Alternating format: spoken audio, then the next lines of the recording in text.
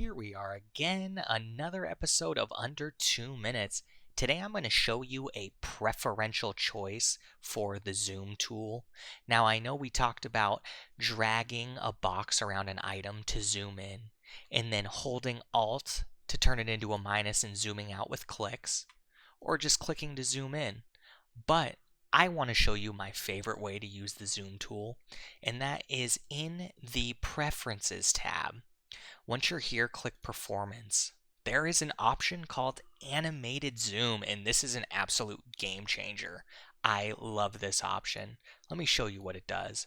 So if I have my zoom tool selected, which I do, I can just click and drag to the left to zoom out, or click and drag to the right to zoom in. It is absolutely easier to do. I know it takes some getting used to. Some people like having the drag box to zoom in, but you can go really fast. You can zoom in, you can zoom out. It's more just on preference, so I wanted to let you know that this is a choice, but the animated zoom to me is one of the most useful tools when working on a large document. And there we go.